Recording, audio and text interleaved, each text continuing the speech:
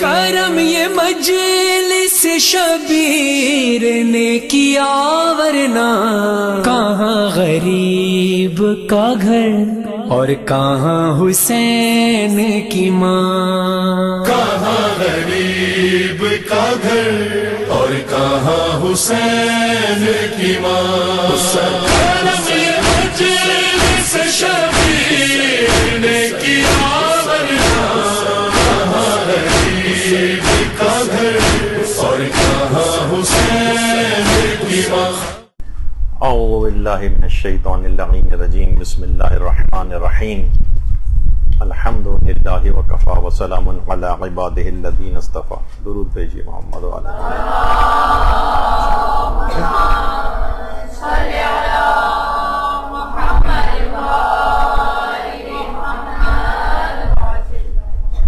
عام طور پر عمومی زندگی میں عزاداری سے متعلق کچھ باتیں، کچھ سوالات، شبہات دماغوں کے اندر پیدا ہوتے ہیں، تو بہت سی چیزیں، بہت سی سنی سنائی تو بہت ہوتی ہیں، لیکن دلائل کے ساتھ واقفیت نہیں ہوتی کہ اس کے اندر کوئی حقیقت ہے یا نہیں ہے، یہ بات ایسے ہی مشہور ہو گئی ہے۔ اس میں ایک جملہ آپ نے بہت ذاکرین سے، ذاکرات سے یہ سنا ہوگا کہ جس وقت مجالس عزا برپا ہوتی ہے تو معصومین علیہم السلام اس مجلس عزا کے اندر یا ان مجالس عزا میں خود حاضر ہوتے ہیں، شریک ہوتے ہیں۔ تو اس مسئلے میں اصلاً دیکھا جائے سنی ہوئی تو بات بہت ہے، لیکن دو ایکسٹریمز پائی جاتی۔ ہمارے ہاں مسئلہ یہی ہے کہ چیزوں میں بہت افراط و تفریط ہوتی ہے، یعنی لوگ حد اعتدال پہ نہیں ہوتے اور ایک دم سے ایکسٹریم پر چلے جاتے ہیں، اور درمیان میں جو حد اعتدال کی راہ ہوتی ہے وہی راہ رشد و ثواب ہوتی ہے، یعنی وہی سب سے بہتر راہ ہوتی ہے۔ تو ایک ایکسٹریم تو اس مسئلے کی یہ ہے کہ معصومین کا آنا ناممکن ہے، ایک دفعہ جو اس دنیا سے چلا گیا ہے وہ اب اس دنیا کے اندر واپس نہیں آئے گا۔ اس کی بھی بہت شور اٹھتا ہے کہ پہلی انتہا پسندی، وہ کہتے نہیں معصومین کا آنا یہ ناممکن چیز ہے، اور بلکہ وہ یہاں تک کہتے ہیں کہ جو نظریے کا قائل ہو کہ معصومین عالم ارواح سے اس دنیا کے اندر مجالس عزا کے اندر شریک ہونے کے لیے آتے ہیں، وہ غالی ہیں، یہ افراد، یہ لوگ شرک کرتے ہیں، تو غالی اور مشرک ہونے کا ان افراد کے اوپر وہ افراد الزام لگاتے ہیں۔ تو یہ خود ایک انتہا پسندی، وہ کہتے ہیں معصومین کا آنا ناممکن ہے۔ اچھا، دوسری ایکسٹریم کیا ہے؟ دوسری انتہا پسندی یہ ہے کہ ہر شخص اس بات کا مدعی ہے، بہت سی مجالس کے اندر تو باقاعدہ یہ نعرے لگتے ہیں، اب آپ سب لوگ خاموش ہو جائیں، اب حضرت زہرا تشریف لے آئی ہیں، اب امیر المومنین آ گئے ہیں، امام حسین آ گئے ہیں، اس طرح کے بھی نعرے لگتے ہیں۔ یہ دوسری انتہا پسندی، اس کے متعلق ابھی آگے چل کے فتاوے وغیرہ بھی ذکر ہوں گے۔ تو اصل جو بات ہے اس کے اندر حد اعتدال یہ ہے کہ ان معصومین علیہم السلام کا ان مجالس عزا میں آنا یہ امر ممکن ہے، اور یہ واقع ہونے کے بہت قریب ہے۔ یعنی ابھی آگے چل کر کچھ روایات بھی آپ کے سامنے آئیں گی، مجتہدین کے فتاوے وغیرہ بھی ذکر ہوں گے کہ یہ آنا ممکن ہے، ان ہستیوں کا ان مجالس عزا کے اندر آنا ممکن ہے۔ اس پر اتنے زیادہ مشاہدات ہیں، اتنے زیادہ مکاشفات ہیں، اتنے زیادہ علماء کے اقوال ہیں،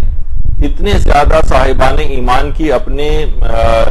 مشاہدے کی چیزیں ہیں کہ اس کے اوپر کئی درس ہو سکتے ہیں اگر وہ سب بیان کرنے بیٹھے۔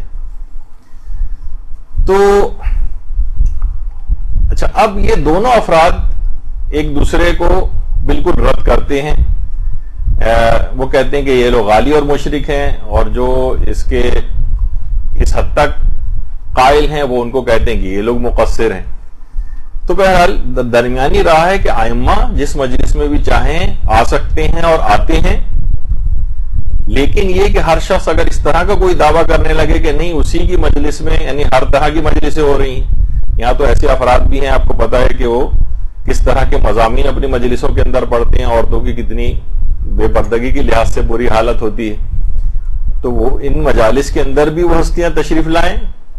اس پہ بھی آگے چل کر ہماری گفتگو ہوگی اور علماء کے اقوال بیان ہوں گے. اچھا اب دیکھیے ایک مسئلہ اور آپ کے دماغ میں رہے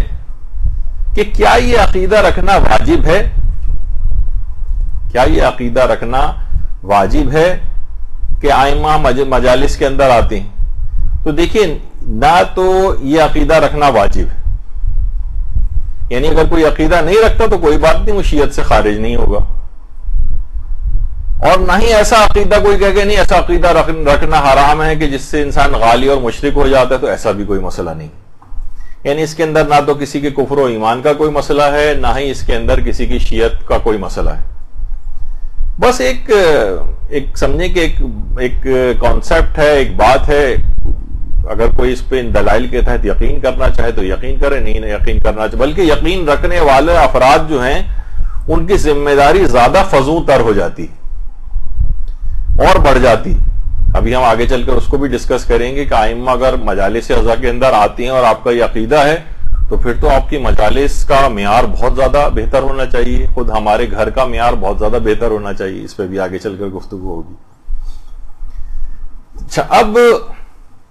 دیکھیں جاہل کی ہمیشہ نشانی یہ ہوتی ہے کہ جاہل افراط و تفریط کا شکار ہوتا ہے. افراط و تفریط. اچھا مراسم اعضاء کے سلسلے میں بھی یہی جہالت ہے.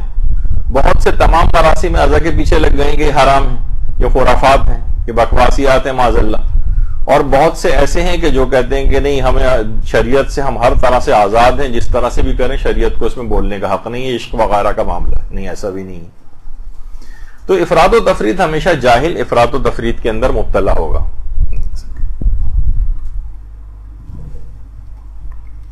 تو جاہل کی یہ خصوصیت ہوتی.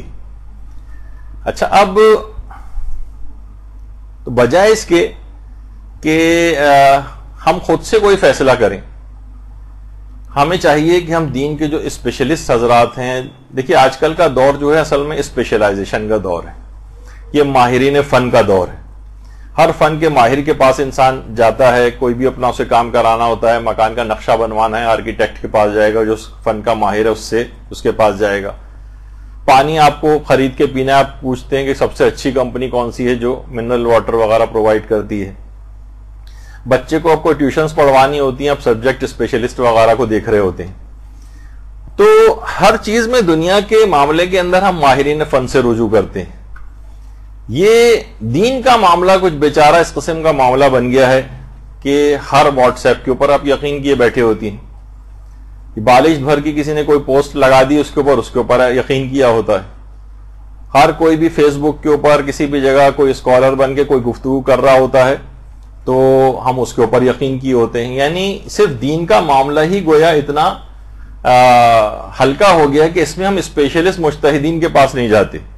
ان کی رائے کو معلوم نہیں کرتے، بلکہ کسی نے بھی کوئی بھی بات بتا دی، اور عورتیں تو خاص طور پر واٹس ایپ ایک دوسرے ادھر آیا اور بغیر سوچے سمجھے دوسرے کو فارورڈ کر کے اسے پھیلا دیا. مجتہدین کی تمام روایات کے اوپر نگاہ ہوتی ہے. رجال کے وہ بہت بڑے کھلاڑی ہوتے ہیں علم رجال کے، اور ان سے بہتر نظریہ کوئی نہیں بتا سکتا. لہذا صرف اور صرف ان مجتہدین کرام اور مراجع اعظام کی طرف جو رجوع کرنا چاہیے اور ان کی بات کو سمجھنا چاہیے. ان کی بات سب سے زیادہ قابل اعتماد ہوتی ہے. اچھا چاہے آپ یہ کہیں کہ بھائی ان باتوں کے اندر بہت سی فقہی احکام نہیں ہے تو اس کے اندر تقلید تو نہیں ہوتی ہے، لیکن خواہ تقلید نہ ہو لیکن زیادہ اعتماد انہی افراد کی بات پر کیا جائے گا کہ جو قرآن و حدیث کو سب سے زیادہ سمجھتے ہیں. ہم کہیں گے ٹھیک ہے فقہی مسائل میں تو ہم آپ کی بات مانیں گے، نجاست طہارت وغیرہ کے مسائل کے اندر وغیرہ، اور جہاں بڑے بڑے مسائل آئیں گے جس میں ہم کہتے ہیں تقلید نہیں، وہاں ہم خود سے تحقیق کریں گے. یعنی ہم اتنے بڑے ہو گئے اور ان کی رائے پر اعتماد نہیں کریں گے. تو اب دیکھیے یہ جو ائمہ کے متعلق یہ بات ہے کہ ائمہ اطہار جو ہیں یا 14 معصومین علیہم السلام، یہ جو ہیں صرف مجالس اعضاء میں آنے کا ان کا مسئلہ ہے کہ یہ آ سکتے ہیں نہیں آ سکتے. نہیں، بہت ساری باتیں ایسی ہیں کہ جس کے اندر مثلا اگر کوئی شخص اس دنیا سے جا رہا ہوتا ہے اور حالت احتضار میں ہوتا ہے، اس کی جسم سے روح نکل رہی ہوتی،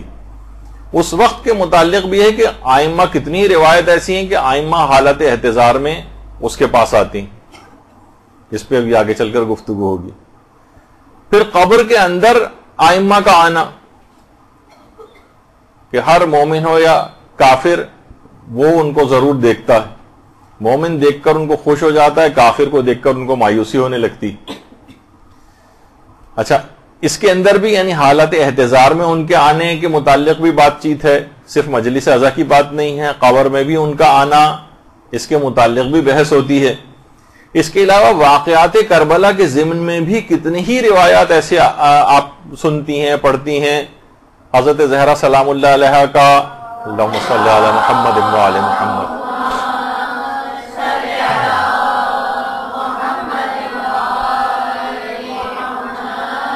شہادت امام حسین علیہ السلام کے وقت تشریف لانا، اسی طریقے سے حضرت رسول خدا کا، اور بہت ساری اس طرح کی باتیں.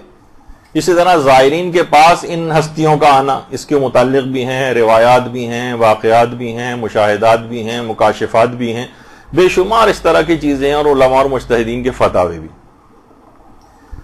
اچھا، اب اس نظریے پر عقیدہ رکھنے کے جو نتیجے ہیں یہ بھی ابھی ہم آگے چل کر ڈسکس کریں گے، لیکن پہلے ایک واقعے سے اس کی ابتدا کرتے ہیں جس سے آپ کو سمجھ میں آئے گا. مثلا ایک مجتہد گزرے ہیں آیت اللہ کربلائی احمد تہرانی. تہران سے ان کا تعلق تھا، لیکن ان کا پورا خاندان کربلا میں جا کر آباد ہو گیا تھا. اور یہ کربلائی احمد تہرانی یہ مرزا بزرگ شیرازی جو تھے تمباکو والے، یہ ان کے شاگردوں میں سے ان کا شمار ہوتا ہے، اور آخوند خراسانی وغیرہ کے شاگردوں میں. اور اتنے مقدس تھے یہ کربلائی احمد تہرانی کہ نماز جماعت نہیں پڑھاتے تھے، جس طریقے سے علامہ محمد حسین طباطبائی نماز جماعت نہیں پڑھاتے تھے. آپ یہ نہیں کہ ان لوگوں کے تقدس کی ایک علامت ہوتی تھی. بہت سے لوگ بہت زیادہ محتاط ہوتے ہیں، جیسے اویس قرنی کے متعلق ملتا ہے کہ ایک دفعہ انہوں نے نماز جماعت کی امامت کی تھی، اس کے بعد سے کہا تھا اب نہیں پڑھاؤں گا میں، کیونکہ مجھے دل میں یہ خیال پیدا ہونے لگا تھا کہ میں ان سب لوگوں سے افضل ہوں، جبھی تو مجھے آگے کھڑا کیا گیا ہے، تو میں اپنی عاقبت برباد نہیں کر سکتا. ان کا ایک کمال احتیاط ہوتا ہے علماء کا. تو آیت اللہ محمد حسین طباطبائی کی طرح سے کربلائی احمد تہرانی بھی نماز جماعت نہیں پڑھاتے تھے. اور آیت اللہ علی آقا قاضی بھی اسی طرح سے تھے، وہ بھی نماز جماعت نہیں پڑھاتے تھے، کیونکہ کمال احتیاط کا ایک مرحلہ ہوتا ہے جو ان لوگوں کے ساتھ ہی سازگار ہوتا ہے. ہر کوئی شخص اس طرح کے طریقوں پہ عمل بھی نہیں کر سکتا ہے. اور کربلائی احمد تہرانی میں ان کا تعارف اس وجہ سے کر رہا ہوں، جو واقعہ بھی آپ کے سامنے آئے گا، کہ مجتہد مسلم تھے لیکن کبھی اپنا رسالہ عملیہ نہیں لکھا، تقلید بھی اپنی نہیں کرواتے تھے. اور اس قدر گریہ و بکا کرتے تھے، اس قدر گریہ و بکا کرنے والے تھے، خاص طور پر اپنی جو نمازیں نافلہ یہ پڑھتے تھے اس کے اندر بہت زیادہ گریہ کرتے تھے، بے تحاشا گریہ، کہ ان کا نام ہی پڑ گیا تھا بکا. اور امام حسین پہ گریہ کر کر کے اپنی ایک آنکھ بھی ضائع کر لی تھی، اس قدر کہ واحد العین کے نام سے مشہور ہو گئے تھے. اور باقاعدہ جو کتاب ہے آثار و برکات توسل کے نام سے، اس میں ان کا ایک واقعہ ہے کہ ایک بار عاشورے کے روز انہوں نے اپنے گھر میں مجلس عزا رکھی اور لوگوں کو اطلاع کر دی کہ جن جن افراد کو آنا اس ٹائم کے اوپر عاشور کے روز میرے گھر مجلس ہے. اچھا، آپ کو پتہ ہی ہے کہ عاشور کے دن جو ہے لوگوں کی صاحبان ایمان کی بہت سی مصروفیات ہوتی ہیں، باہر جلوسوں وغیرہ کے اندر بھی جانا ہوتا ہے، اس سے پہلے شب عاشور کی تھکاوٹ ہوتی ہے، رات بھر کا جاگنا وغیرہ. تو کچھ مصروفیات کی وجہ سے لوگ ان کے گھر مجلس عزا میں نہیں پہنچے. یہ خود فرماتے ہیں کربلائی احمد تہرانی کہ میں اپنے گھر میں جو سماوار رکھا ہوا تھا اور اس کے پاس میں بالکل افسردہ بیٹھا ہوا تھا، اور رنج و غم سے میرا دل تڑپ رہا تھا کہ میں نے مجلس عزا میں لوگوں کو بلایا لیکن کوئی بھی نہیں آیا. اس حزن و ملال کی کیفیت میں اچانک میری نگاہوں کے سامنے سے پردے ہٹ گئے اور دیکھا کہ حضرت امیر المومنین علیہ السلام اپنے تمام فرزندوں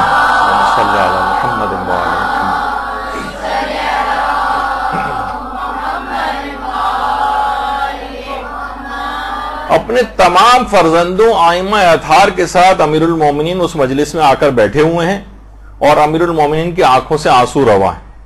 اور فرمایا کہ اگرچہ آج کوئی بھی تمہاری مجلس میں نہیں آیا تو کیا ہوا, ہم تو آئے ہیں, چلو بسم اللہ کرو اور مجلس عزا کا آغاز کرو. تو یہ خود کربلائی احمد طہرانی یعنی خود ایک مجتہد یہ واقعہ سنا رہا ہے, اور اتنا مقدس مجتہد کہ کہا جاتا ہے کہ اس قدر گریا کرتے تھے کہ نماز عصر میں گریا کرتے کرتے انتقال ہوا تھا ان کا. تو اور اس قدر ان کے مقامات تھے کہ باقاعدہ آیت اللہ بزرگ طہرانی, یہ خود ہمارے کتنے بڑے علماء کے اندر شمار ہوتے ہیں, حدیث کے اور رجال کے ماہر, وہ خود فرماتے ہیں کہ ان کے آیت اللہ کربلائی احمد طہرانی کے انتقال کے بعد میں نے ان کو خواب میں دیکھا تھا, اور میں نے ان سے پوچھا کہ اللہ نے آپ کو جن مقامات عالیہ کے اوپر فائز کیا ہے آپ مجھے بتائیے کہ آپ کے ساتھ کیا ہوا. تو انہوں نے خواب میں ہی مسکرا کر ان کی طرف دیکھا اور صرف ایک جملہ کہا, حلوہ تن تنانی تن آخوری نہ دانی. یہ کیسا حلوہ ہے جب تک تم کھاؤ گے نہیں تمہیں سمجھ میں نہیں آئے گا. یعنی تفصیل نہیں بتائی لیکن مسکراتے ہوئے اس بات کو, یعنی جس طرح کمال احتیاط ایک دنیا کے اندر بھی ہوتا تھا اسی طریقے سے اس عالم ارواح میں بھی اپنے متعلق انہوں نے اس لحاظ سے بات نہیں کہی, کہا کہ جب تک تم خود اس کیفیت سے گزرو گے نہیں کیفیت بتائی نہیں جا سکتی, ان مقامات کو بتایا نہیں جا سکتا, تم لوگوں کی سمجھ میں نہیں آئے گا. تو اس طرح کے بے شمار مجتہدین کے واقعات ہیں کہ ائمہ خود ان مجالس عزا کے اندر آتے ہیں, اور صالحین کے واقعات ہیں جو خود مشاہدہ کیے گئے. اور باقاعدہ آیت اللہ بہجت کے متعلق تو مشہور ہے, آیت اللہ بہجت بارہا یہ بات کہتے تھے, در محضر آیت اللہ بہجت کے نام سے جو کتاب ہے اس کی پہلی جلد میں بھی ہے کہ آیت اللہ بہجت فرماتے تھے بارہا دیکھا گیا ہے کہ رسول خدا حضرت امیر شہزادی فاطمہ الزہرا امام حسن اور امام حسین علیہ السلام مجالس حدیث قصہ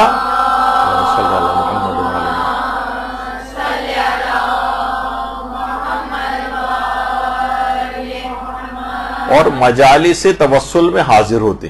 بارہا دیکھا گیا ہے, بارہا دیکھا گیا ہے. تو اس سے بھی آپ اندازہ لگائیں, اسی وجہ سے آیت اللہ بہجت بہت زیادہ مجلس عزا کے احترام کے قائل تھے, اور جو شخص بھی مجلس عزا میں ان کے گھر آتا تھا ہر شخص کا اس طرح سے کھڑے ہو کر استقبال کرتے تھے, حتیٰ کہ آنے والے چھوٹے چھوٹے بچوں کے احترام میں آیت اللہ بہجت کھڑے ہو جاتے تھے کہ یہ بزرگ اور جوان ان کا احترام کہ نہ جانے معصومین کب اس مجلس کے اندر تشریف لے آئیں, تو مکمل عزت اور احترام ان مجلس عزا میں شریک ہونے والوں کا ہونا چاہیے. اسی مجلس عزا کا اس قدر احترام کہ آیت اللہ گلپائیگانی جس زمانے میں ہاسپٹل میں ایڈمٹ تھے, یہ تو خیر بالکل آخری وقت کی تقریباً ان کی کچھ تصاویر ہیں کہ جب انتقال ہونے والا تھا, یعنی آخری دن ان کے چل رہے تھے, لیکن اس سے پہلے جب کسی حد تک بہتر بھی تھی طبیعت اور ہاسپٹل میں تھے, تو ہاسپٹل میں بہت سارے لوگ دیکھنے کے لیے آتے تھے. تو ان میں ایک مرثیہ خان اور نوحہ خان بھی ان کے پاس آیا, اور وہاں پر بھی ایک طریقہ کار ہے کہ کوئی بھی مرثیہ خان یا نوحہ خان کسی مریض کی عیادت کے لیے آئے تو وہ آ کر کچھ نہ کچھ سناتا ہے ان کو, کوئی نوحہ کوئی مرثیہ, اس کے اندر ایک برکت بھی ہے. تو اس کو فوراً روک دیا آیت اللہ گلپائیگانی نے, ابھی رک جاؤ, اور باقاعدہ اس کے بعد انہوں نے باوضو ہوئے اور اپنے آبا اور قبا کو منگوایا کہ یعنی دماغ میں کانسیپٹ یہ کہ جس وقت اس کا تصور مکمل احترام کے ساتھ مجھ کو مجلس عزا سننی ہے, یہ نوحہ سننا ہے, یہ مرثیہ سننا ہے, گریہ ہونا ہے, ایک لحاظ سے مجلس عزا کی سی کیفیت ہو جائے گی, ائمہ معصومین کا اس کے اندر آنا ہو سکتا ہے, تو مکمل احترام کے ساتھ لباس بھی مناسب ہو, اس طرح سے اتنا اہتمام کر کے آیت اللہ گلپائیگانی بیٹھا کرتے تھے. اچھا, یہ اتنا اور بتا دیا جائے کہ باقاعدہ اس کا ایک آیت اللہ بہجت نے مریض کی شفا یابی کی جو اعمال بتائیں, اس میں بہت ساری چیزیں اس کے اندر ہیں, وہ تو بھی بیان کرنا مقصد نہیں ہے, لیکن 6 نمبر کے اوپر یہ جو چیز لکھی ہوئی ہے, آیت اللہ بہجت فرماتے تھے مصائب محمد و آل محمد علیہ السلام مریض کو اس طرح سے سنائیں کہ وہ متاثر ہو جائے اور غمگین ہو کر گریہ کرے. یہ اگر کسی جگہ مریض کے ساتھ ایسا ہو تو اس کو مصائب سنا کر گریہ کروایا جائے, یہ شفا یابی کے لیے بہت مجرب عمل ہے. تو اس لحاظ سے آیت اللہ گلپائیگانی اور دیگر جو علماء ہیں ان کے پاس بھی جب کوئی اس طرح سے افراد جاتے ہیں تو وہاں کچھ نہ کچھ نوحہ مرثیہ یا کوئی ایسا ذکر مصائب کا کرتے ہیں کہ ان کو رونا آ جائے, یہ شفا یابی کے اندر بہت مؤثر سمجھا گیا. تو بہرحال پوری تیاری کے ساتھ آیت اللہ گل پائگانی اس طرح سے بیٹھے، اور اس کے بعد پھر انہوں نے جو ہے وہ مرثیہ اور نوحہ وغیرہ سنا. تو یہ تمام چیزیں ایسی ہیں کہ علماء اور مجتہدین اس کے اتنے زیادہ قائل ہیں. اچھا، اب تاکہ احترام کے کوئی منافی نہ ہو جائے کوئی چیز. اچھا، اب کیا ائمہ معصومین کا مجالس اعضاء میں آنا ممکن ہے؟ اس پہ مجتہدین نے کچھ فتاوے وغیرہ بھی دی ہیں. جیسے آیت اللہ خوئی کے متعلق آیت اللہ صادق روحانی باقاعدہ جو آج کل بھی مجتہدین زندہ مراجع میں سے ہیں، وہ کہتے ہیں کہ زمانے غیبت کبریٰ سے لے کر آج تک آیت اللہ خوئی سے بڑا کوئی مجتہد نہیں گزرا. یعنی ان کی بھی اس لحاظ سے گواہی، آیت اللہ خوئی کی تقلید میں جو لوگ باقی تھے آج تک ان کی تقلید میں باقی چل رہے ہیں، کیونکہ سب مراجع کہتے ہیں کہ مردہ مجتہد اگر عالم ہے تو اس کے فتووں پہ باقی رہنا، جیسے آغا سیستانی بھی اس بات کے قائل ہیں کہ واجب ہو جاتا ہے. تو ان کی تقلید میں ابھی تک لوگ باقی ہیں ان کے علم کے اعتبار سے. جب ان سے بھی پوچھی گئی یہ بات تو باقاعدہ جو ان کی کتاب ہے سیرات النجات جو ان کی کتاب ہے استفتاءات کی، اس کے اندر بھی آغا خوئی نے یہ بات لکھی، اور اس کی تیسری جلد کے اندر یہ بات ہے، تیسری جلد میں. اور باقاعدہ یہ تیسری جلد ہے ان کی کتاب کی، اور اس کے اندر یہ والا مسئلہ آیت اللہ خوئی سے پوچھا گیا ہے کہ آپ یہ بتائیے کہ روایات کے اندر جو یہ بات آئی ہے کہ رسول خدا اور حضرت زہرا جو ماتم عزائے حسین کی جو مجالس ہوتی ہیں اس کے اندر شریک ہوتے ہیں، تو آپ کی اس متعلق کیا رائے ہے؟ اور اگر یہ بات صحیح ہے کہ وہ شریک ہوتے ہیں تو کیا باقی سب ائمہ بھی اس میں شریک ہوتے ہیں؟ تو آیت اللہ خوئی نے کہا کہ جی ہاں، یہ بالکل امر ممکن ہے. وبعض الروایات دلت علیہ، اور بہت سی روایات، بعض روایات اس بات پر دلالت کرتی ہیں. تو آیت اللہ خوئی بھی اس بات کے قائل ہیں کہ مجلس امام حسین علیہ السلام میں جناب رسول خدا، شہزادی زہرا اور دیگر معصومین کا آنا امر ممکن ہے، کیونکہ بعض روایات اس مطلب پر دلالت کرتی ہیں. باقاعدہ آیت اللہ فقی جیسے عظیم فقی کا جو ہے یہ نظریہ ہے. تو اسی طریقے سے آیت اللہ اسحاق فیاض سے بھی یہ والا مسئلہ پوچھا گیا. تو آیت اللہ اسحاق فیاض کا تو الگ سے تحریری طور پر بھی یہ فتویٰ جو ہے موجود ہے کہ جب سوال پوچھا گیا کہ یہ بات نقل کی جاتی کہ اہل بیت علیہم السلام جو ہے مجالس عاشورہ کے اندر شریک ہوتے ہیں، تو کیا یہ بات صحیح ہے؟ تو انہوں نے جواب دیا کہ بعض شیعوں کا یہ عقیدہ ہے کہ ایسا ہوتا ہے، اور یہ وہو ممکن، یہ بات ممکن ہے، وہ غیر بعید، اور بعید نہیں ہے اللہ تعالی، اللہ کے نزدیک کوئی ایسی بات نہیں. یعنی اللہ اگر انہیں بھیجنا چاہے، اللہ کی طرف سے اذن یافتہ ہو کر وہ آنا چاہیں تو بات غیر بعید ہے، یعنی بالکل ممکن ہے کہ وہ مجالس اعضاء کے اندر آتے ہیں. تو آیت اللہ اسحاق فیاض جیسے جو موجودہ مجتہدین موجودہ صف اول جو ہے مراجع کی اس کے اندر شامل ہیں، ان کا بھی یہی نظریہ. اچھا، اسی طرح سے آیت اللہ محمود ہاشمی آیت اللہ محمود ہاشمی ان کے متعلق بھی یہی ہے. جب ان سے پوچھا گیا کہ آپ ان روایات کے متعلق کیا فرماتے ہیں کہ جو یہ بتاتی ہیں کہ 14 معصومین علیہ السلام مرنے والوں کے پاس یا حالت احتضار میں یا ان کی قبر میں آتے ہیں، تو ان روایات کے متعلق آپ کا کیا خیال ہے؟ تو انہوں نے جواب دیا کہ فی نفسہ ہی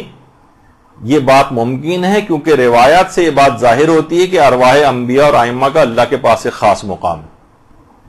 تو فی نفسہ یہ بات بالکل ممکن ہے کہ ائمہ کی ارواح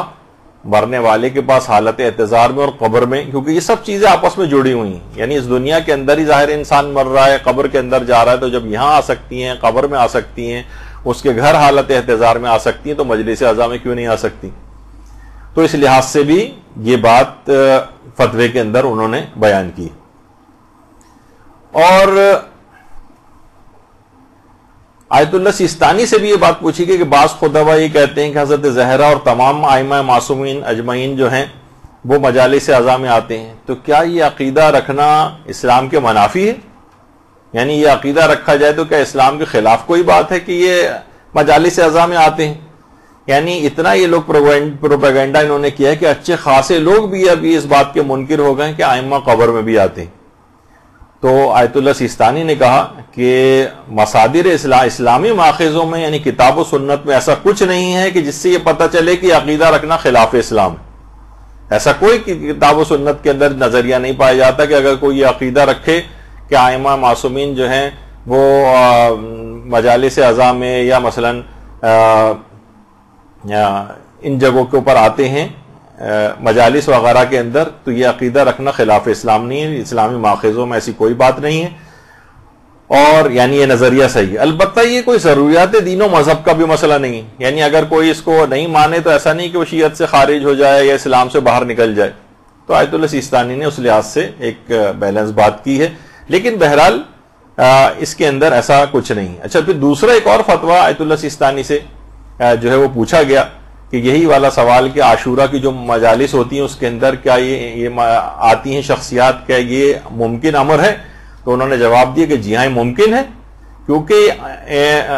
یہ طبعاً یہ چیز ممکن ہے، البتہ وہ اپنی ارواح کے ذریعے ان مجالس اعضاء میں حاضر ہوتے ہیں، لا باجسادہم، البتہ اپنے جسموں کے ذریعے، یعنی جسم مادی نہیں ہے وہ، بلکہ جسم نورانی ہے، روحانی طور پر وہ اس کے اندر شریک ہوتے ہیں۔ عام جسم جو جیسے ہمارا جسم ہے، مادی جسم ہے، جسم عنصری ہے، اس کے اندر مجلس اعضاء میں نہیں آتی۔ تو یہ ایک بھی دماغ میں یہ بات رہنی چاہیے کہ آیت اللہ سیستانی نے اس سلسلے میں یعنی اس بات کا انکار نہیں کیا ہے، بلکہ اس کا کہا ہے کہ طبعاً یہ ممکن ہے۔ اچھا، کیا معصومین علیہ السلام کی مجلس اعضاء میں جو حضور ہے یا حاضری عموماً ہوتی ہے؟ یعنی زیادہ تر کیا ایسا ہوتا ہے؟ تو ایک تو ابھی آپ نے سن ہی لیا آیت اللہ بہجت کا جو نظریہ، آیت اللہ بہجت فرماتے تھے کہ بارہا دیکھا گیا ہے، بارہا دیکھا گیا ہے، اور ایک روایت بھی اس سلسلے کے اندر ہے، وہ آگے چل کر پیش ہوگی۔ اچھا، یہی والا مسئلہ آیت اللہ حافظ بشیر نجفی سے بھی پوچھا گیا کہ کیا معصومین خصوصاً جناب زہرا سلام اللہ علیہا کا مجالس میں تشریف لانا،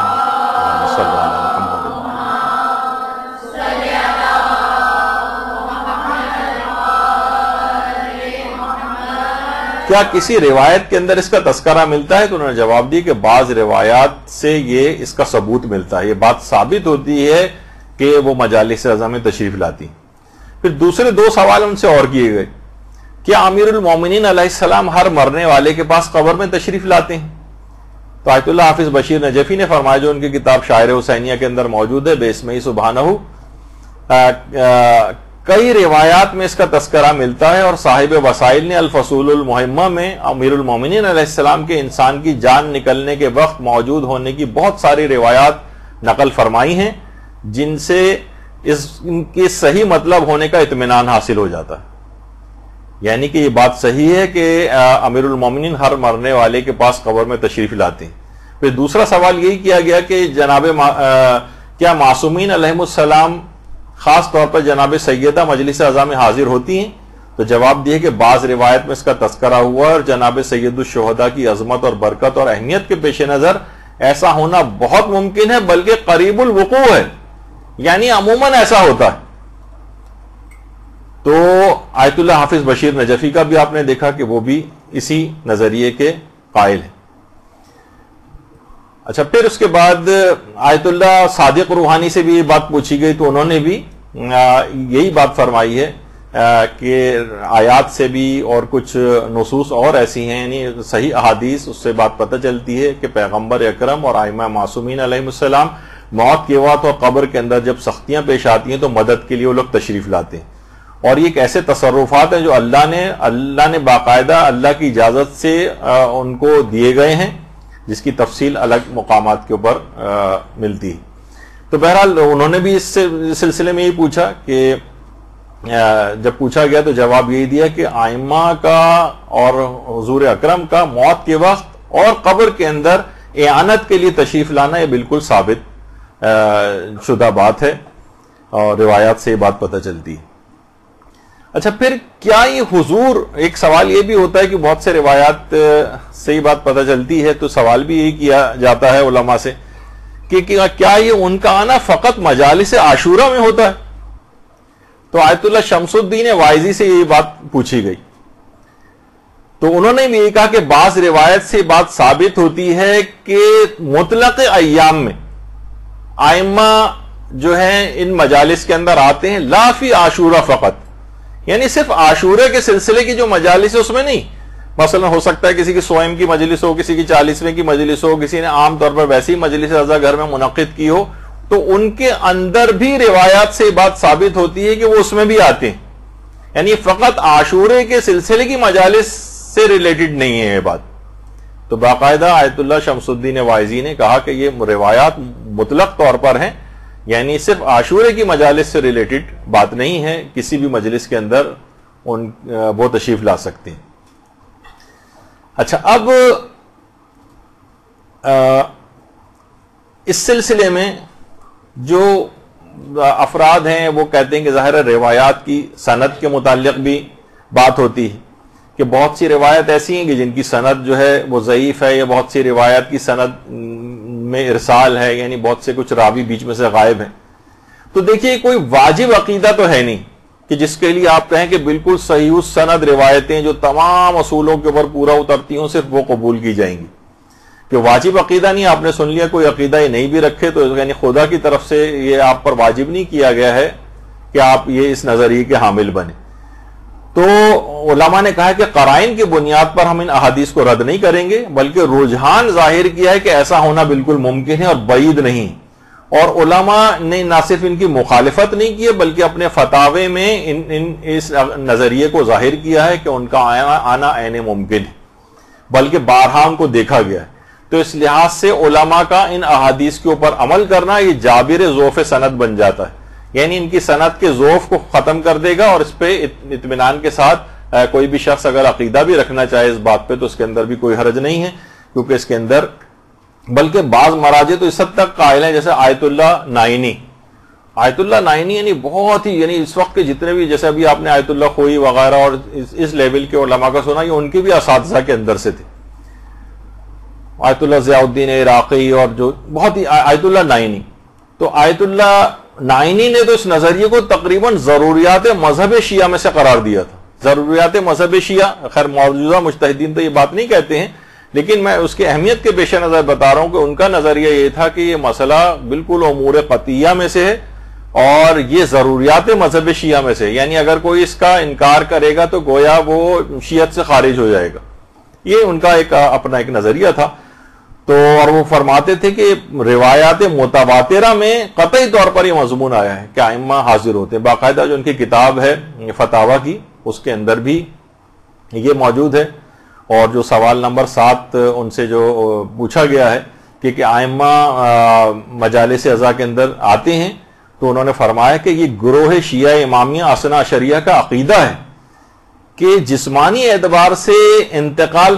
فرما جانے کے بعد بھی معصومین اللہ کے نزدیک زندہ ہے,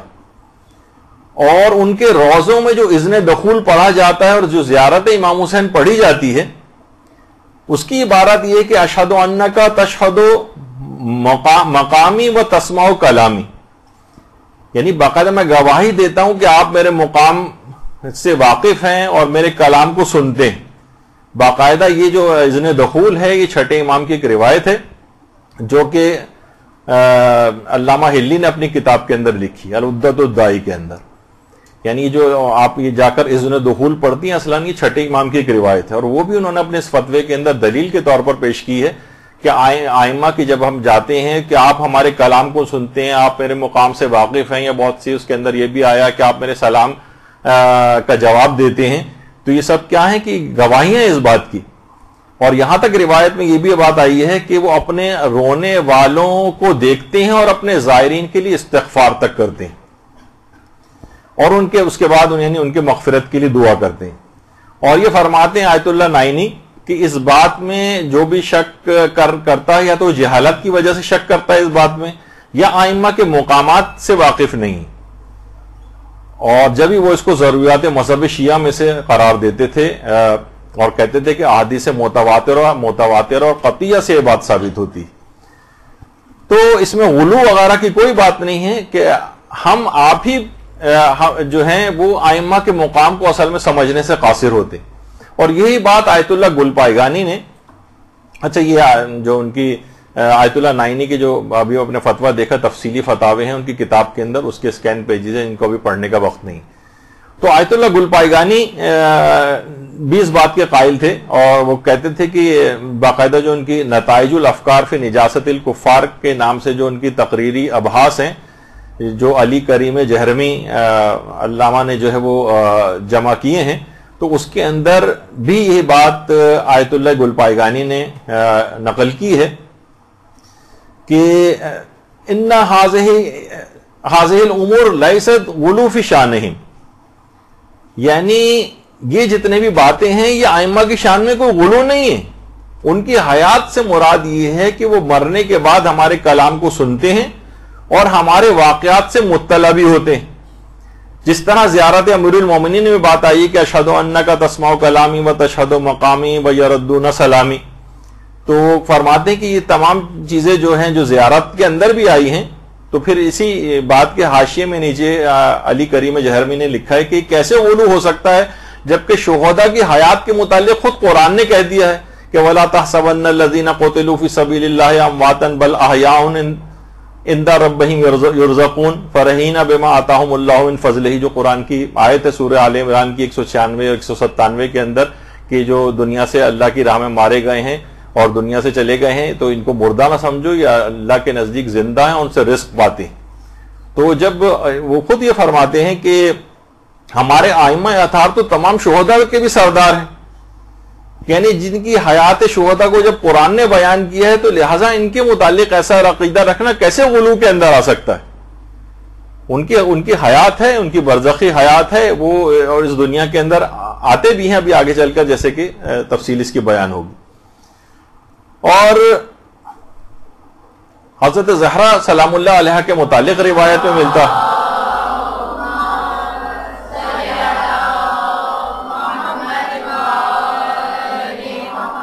باقاعدہ کامل الزیارات کی جو، بلکہ اس کا جو ڈائریکٹ ہی ہم نے اس کے اوپر پوسٹ بھی بنائی تھی کہ دختر رسول حضرت فاطمہ الزہرا سلام اللہ علیہ اپنے بیٹے حسین علیہ السلام کی قبر کے زائرین کے پاس تشریف لاتی ہیں اور اللہ سے ان کے گناہوں کی مغفرت طلب کرتی ہیں. یعنی زائرین کے پاس خود تشریف لاتی ہیں، یعنی وہ اس دنیا کے اندر معصومین کا آنا، حضرت زہرا کا آنا، یہ باقاعدہ روایات کے اندر یہ بات بیان ہوئی، کامل الزیارات کے اندر بھی اس لحاظ سے ہے. اور آیت اللہ مرشی نجفی نے تو باقاعدہ اپنے والد کا، میں کئی دفعہ اس واقعے کو پڑھ بھی چکا ہوں، لیکن انہوں نے بڑے تفصیل کے ساتھ اپنے مکاشفات کو آیت اللہ مرشی نجفی نے بیان کیا تھا. نہ جانے کتنے واقعات انہوں نے معصومہ قوم کے سلسلے میں بیان کیے ہیں کہ کتنی دفعہ معصومہ قوم سے ان کی ملاقات ہوئی ہے، مکاشفے میں ملاقات ہوئی ہے، اور باقاعدہ ان کا جو وصیت نامہ چھپا ہے اس کے اندر بھی ان کے تمام ان واقعات کو جمع کیا گیا ہے.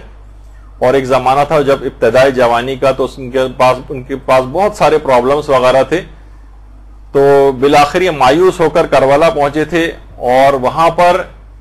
امام حسین، وہاں دیکھا انہوں نے کہ ذریعے امام حسین کے پاس کربلا میں بہت ساری ارواح ہیں جو کہ قرآن پڑھ رہی ہیں، یعنی ان کا کام ہی ہے کہ امام حسین کی قبر کے پاس بیٹھ کر تلاوت قرآن کریں، جس میں ان کے اپنے والد کی روح بھی وہاں پر موجود تھی. خود انہوں نے کہا میں نے دیکھا کہ میرے والد کی روح بھی تلاوت قرآن کر رہی ہے. ان کی والد کی روح نے ان کو دیکھا، ان کے پاس آئی اور آ کر کہا کہ تمہیں کیا کام ہے امام سے؟ انہوں نے کہا کہ مجھے یہ فلاں فلاں چیزیں امام سے دریافت کرنی ہیں، میرے کچھ حاجات ہیں. کہا کہ تم جو پوچھنا ہے جلد پوچھ لینا، کیونکہ امام حسین علیہ السلام کو اپنے ایک بیمار زائر کی عیادت کے لیے جانا ہے. درود بھیجیے محمد علیہ محمد.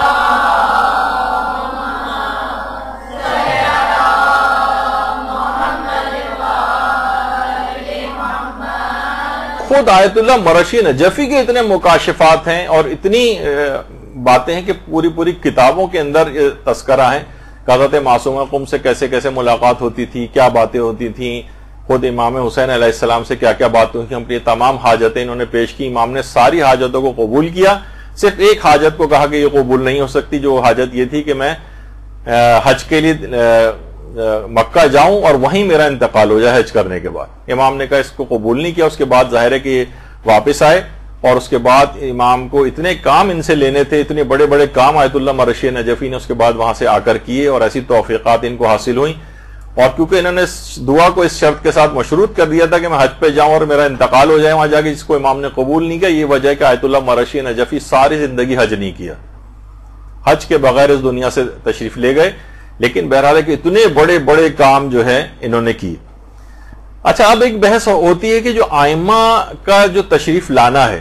چاہے وہ مجالس اعضاء میں ہوں، چاہے مثلا قبر میں ہوں، حالت احتضار میں ہوں، تو یہ ان کا حضور کی اس کی نوعیت کیا ہے، یہ کس طرح سے، یعنی ہم اس کو کیا سمجھیں. مثلا کیا ان کا حضور جسم مادی کے ساتھ ہوتا ہے جس طرح ہمارا جسم ہے اس طرح سے، یا ان کا جو حضور ہے وہ جسم ملکوتی اور نورانی کے ساتھ ہوتا ہے، یا یہاں پر حضور سے مراد یہ ہے ان کے آنے سے مراد عنایات معنوی. اس کے بھی کچھ علماء قائل ہیں کہ اس سے مراد یعنی حضور سے مراد عنایات معنوی، یعنی جس جگہ مجلس اعزاز برپا ہوتی ہے خاص طور پر ائمہ معصومین کی نگاہ کرم اس جگہ پر ہوتی ہے، اس مجلس اعزاز میں شریک ہونے والے مومنین پر ہوتی ہے، یا اس بانی مجلس پر، اس گھرانے کے اوپر ہوتی ہے کہ جہاں یعنی ان کا عنایات اور کرم جو ہے وہاں پر بہت اضافہ ہو جاتا ہے. یہ حضور سے مراد یہ ہے. کچھ علماء کے یہ بھی نظریہ اور اس میں بھی کوئی قباحت نہیں ہے. یعنی مثلا ائمہ اطہار اگر کسی جگہ نہیں بھی بالفرض کسی مجلس میں آئے تب بھی مجلس اعضاء پر ان کی خاص نگاہ ہوتی ہے اور ان کا ایک خاص کرم ہوتا ہے اور خاص عنایات اور فضیلتیں اس جگہ اور اس مقام کو اور اس گھرانے کو حاصل ہوتی ہیں. اچھا اب آیت اللہ شیخ جواد تبریزی، آیت اللہ شیخ جواد تبریزی سے یہ سوال کیا گیا کہ کیا یہ اعتقاد رکھنا جائز ہے. اچھا جو صراط النجات ہے آیت اللہ خوئی کے استفتات پر ہے، اسی کے اوپر حاشیہ آیت اللہ شیخ جواد تبریزی نے لکھا، اس کی 3ری جلد ہے. اس میں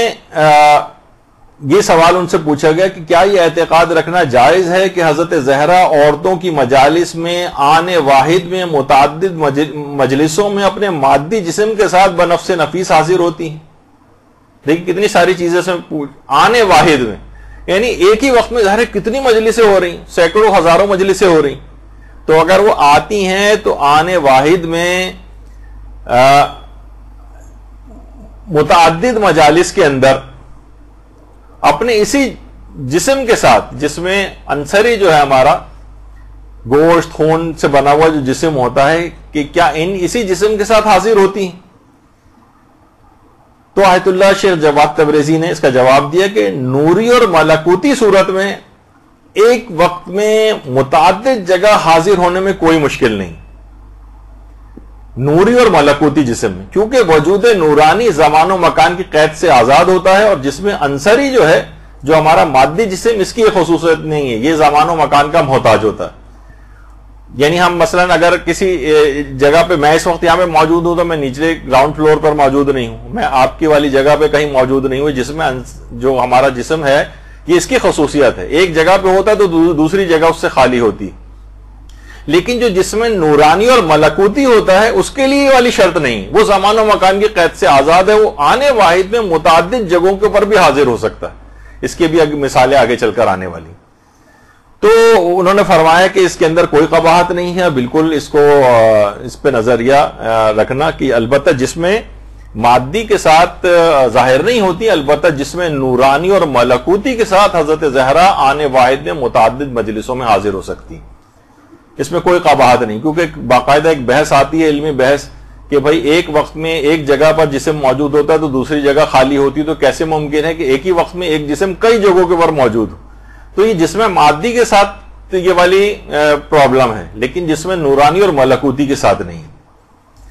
اچھا یہی سوال آیت اللہ حافظ بشیر نجفی سے بھی پوچھا گیا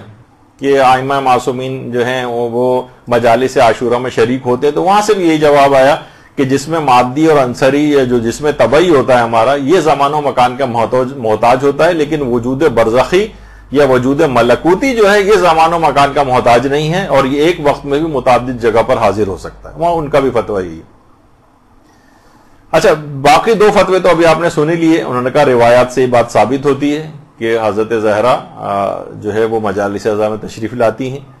اور یہی بات قبر کے سلسلے میں بھی، قبر میں ائمہ معصومین کا آنا، اس سلسلے میں ان کا بھی یہی جواب. اچھا جو کتاب ہے الانوار الالہیہ فی مسائل العقائدیہ، یہ آیت اللہ شیخ جواد تبریزی کی کتاب ہے. اور اس میں بھی یہ سوال ان سے پوچھا گیا ہے کہ حضرت امیر المومنین علیہ السلام کا قبر میں آنے سے متعلق. اللہم صلی علی محمد.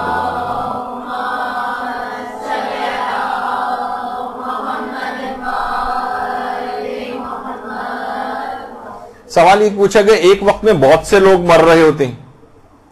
تو کیا امیر المومنین ایک ہی وقت میں سب کے پاس یعنی کس طرح سے آ سکتے ہیں؟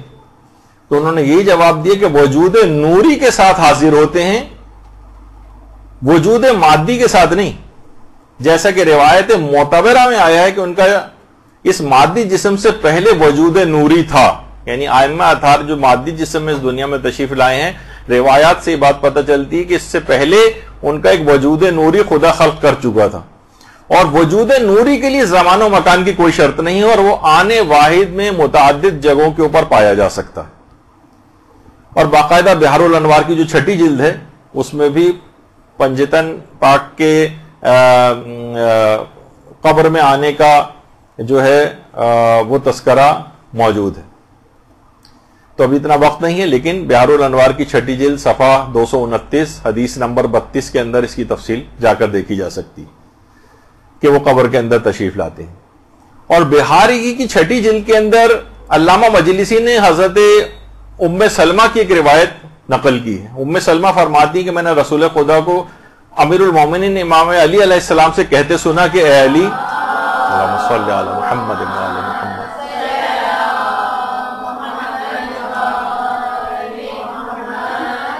کہ اے علی تمہارے محب 3 جگہوں پر خوشی پائیں گے.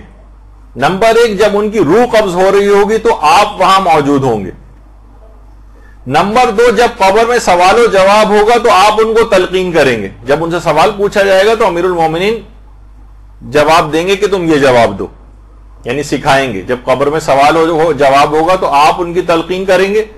ان کو تلقین کریں گے. اور جب اعمال پوچھے جائیں گے قیامت میں تو آپ ان کو پہچانوائیں گے کہ یہ میرا ہے. تو ان 3 جگہوں پہ اے علی تمہارے محب خوشی پائیں گے. تو حضرت ام سلمہ کی اس روایت سے بھی پتہ چلا کہ قبض روح کے وقت یعنی جان کنی کی جب کیفیت ہے، جب گھر میں ہو، ہسپتال میں ہو، کسی بھی جگہ انسان کی ڈیتھ ہوتی ہے تو امیر المومنین اس وقت حالت احتضار میں ان کا آنا، اور قبر میں سوال و جواب کے وقت ان کا آنا، اور جب اعمال کا باقاعدہ پوچھا جانے لگے گا قیامت میں اس وقت وہ پہچان کرائیں گے کہ یہ میرا محب ہے. تو پھر اور روایات کے اندر بھی یہ بات آئی ہے کہ امام صادق علیہ السلام سے پوچھا گیا، اللہم صلی علی محمد و آل محمد،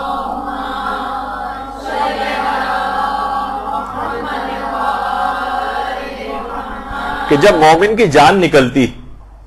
اس کے متعلق بیان کریں. تو امام نے فرمایا کہ فرشتے اس سے بہت نرمی سے پیش آتے ہیں،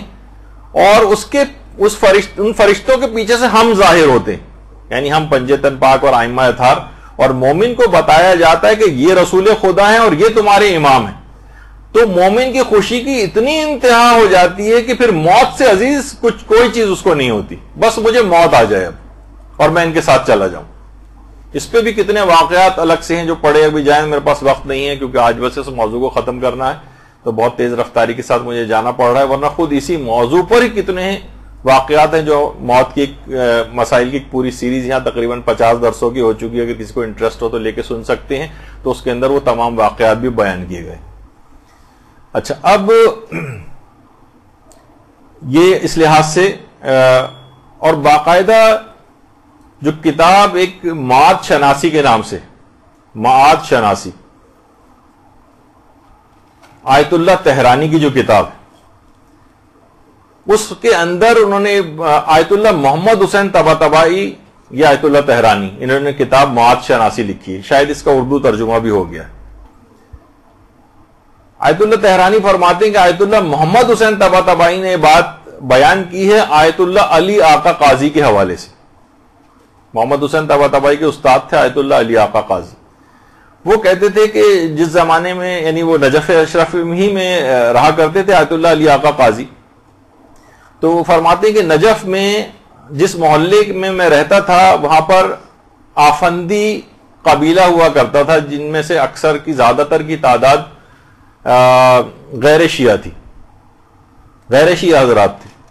وہاں پر ایک عورت کا انتقال ہو گیا، اس عورت کی ایک ہی بیٹی تھی اور اتنی محبت ماں کے ساتھ کرتی تھی، اتنی محبت ماں کے ساتھ کرتی تھی کہ جب ماں کا انتقال ہو گیا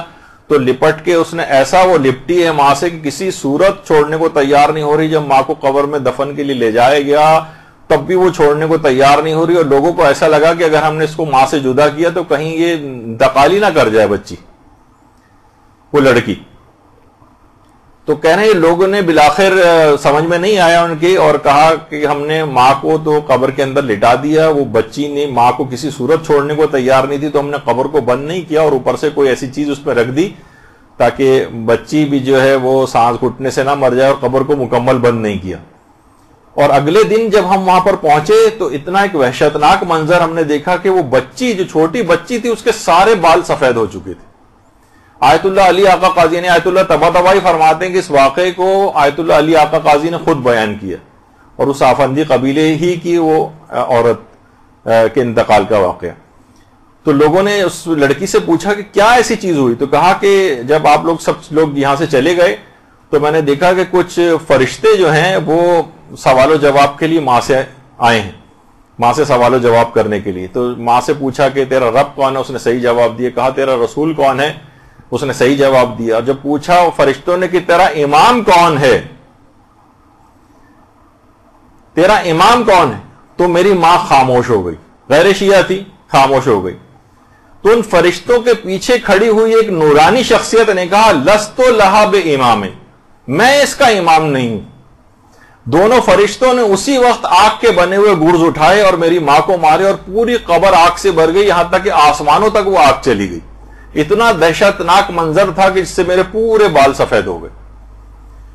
خود آیت اللہ علی آقا قاضی فرماتے ہیں کہ وہ آفندی قبیلہ جو غیر شیعہ پورا ایک افراد کا قبیلہ تھا، وہ رہا کرتا تھا نجف میں، وہ اس واقعے کو سننے کے بعد وہ تمام کے تمام پورے کا پورا قبیلہ اس نے مذہب حقہ کو قبول کر لیا. درود بھیجیے نا محمد علیہ محمد صلی اللہ علیہ وسلم.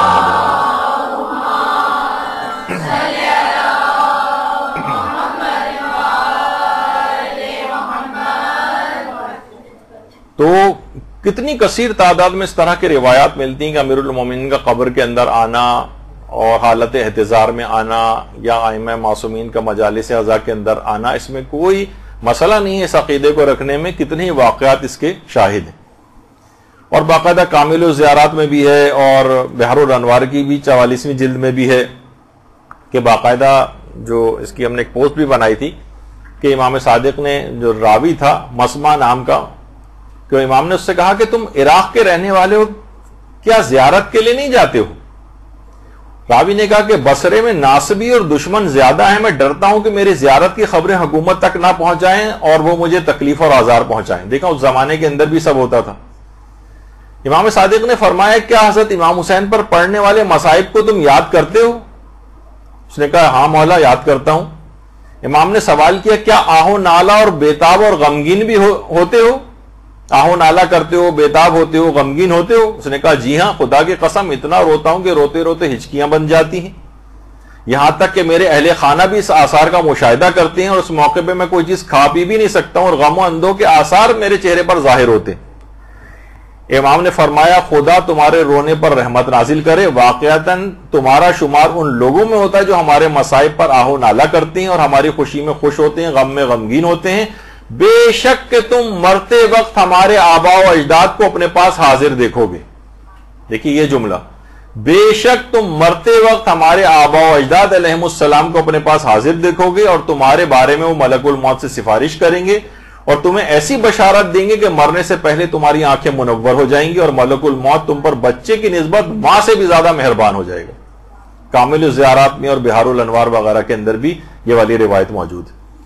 تو کتنی ایسی روایات ہیں جس کے اندر کثرت سے بات آئی ہے کہ ائمہ معصومین کا قبر میں آنا یہ کوئی غیر عقلی بات نہیں ہے. اصلا میں اس بات کو بیان کرنا اس وجہ سے بھی ہے کہ ان چیزوں کی مخالفت آج کل بہت ہونے لگی اور سوشل میڈیا کے اوپر اس قسم کے افراد بہت بیٹھنے لگیں گے جو ان چیزوں کا انکار کرتے ہیں. تو اچھا، اب یہاں جو حضور سے مراد جو ایک پہلو ہے وہ آیت اللہ ناصر مکارم شیرازی نے بھی کہا کہ حاضر ہونے سے ایک مراد یہ بھی ہو سکتی ہے کہ امام حسین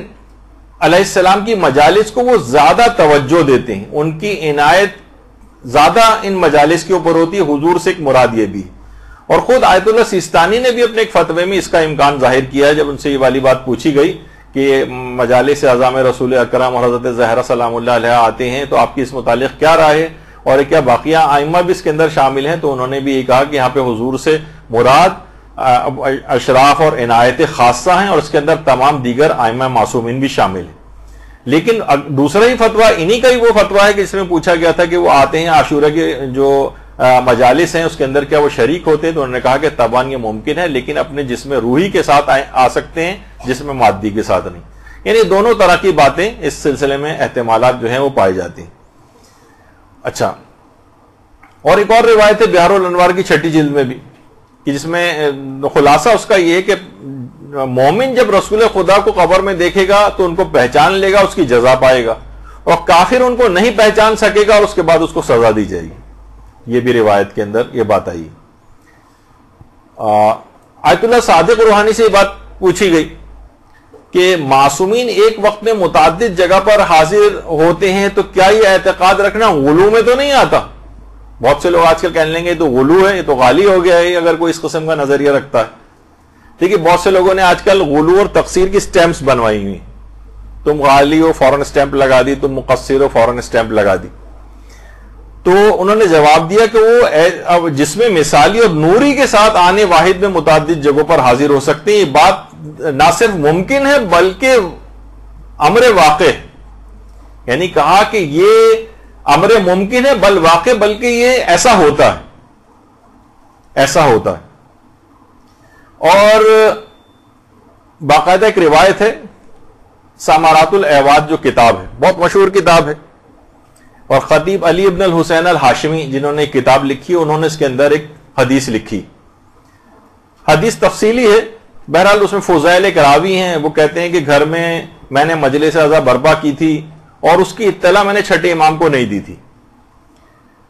تو جب میں امام کے پاس ملنے گیا، مولا نے مجھ سے پوچھا کہ کل تم کہاں تھے؟ دیکھو مجھ سے کچھ چیز چھپانا نہیں، تم نے کل اپنے گھر پہ مجلس اعضا منعقد کی تھی، میں بھی تمہاری اس مجلس میں حاضر تھا۔ کہا کہ مولا آپ کہاں بیٹھے ہوئے تھے؟ کہا میں بالکل باہر دروازے کے پاس بیٹھا ہوا تھا۔ تو راوی نے فضیل نے کہا کہ مولا آپ صدر مجلس میں کیوں نہیں بیٹھے ہوئے تھے؟ صدر مجلس میں یعنی مجلس کے درمیان میں بیٹھتے، آپ دروازے کے باہر بیٹھے ہوئے ہیں۔ تو فقال الصادق علیہ السلام، امام صادق نے فرمایا کانت جدتی فاطمہ بصدر المجلس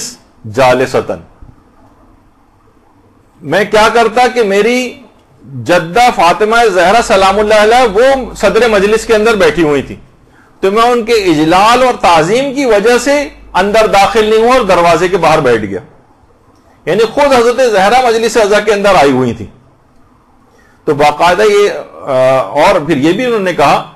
کہ حضرت فاطمہ زہرا سلام اللہ علیہ اپنے بیٹے حسین کے لیے جو مجلس اعضا منعقد ہوتی ہے ہر مجلس اعضا میں حاضر ہوتی ہیں۔ یہ باقاعدہ کا جملہ ہے، فی کل اعضا، ہر مجلس اعضا کے اندر ہماری جدہ فاطمہ زہرا اپنے بیٹے کی جو بھی مجلس اعضا منعقد ہوتی ہر مجلس اعضا میں حاضر ہوتی۔ باقاعدہ ثمرات الاعواد جو کتاب ہے علی ابن الحسین الہاشمی کی، باقاعدہ اس کے اندر یہ روایت موجود ہے کہ امام نے فرمایا میں دروازے کے باہر اس وجہ سے بیٹھا ہوا تھا اپنی جدہ کے اجلال کی وجہ سے کہ صدر مجلس میں تو وہ بیٹھی ہوئی تھی، اس کا مطلب ہے کہ ان کا آنا اس لحاظ سے ثابت ہے۔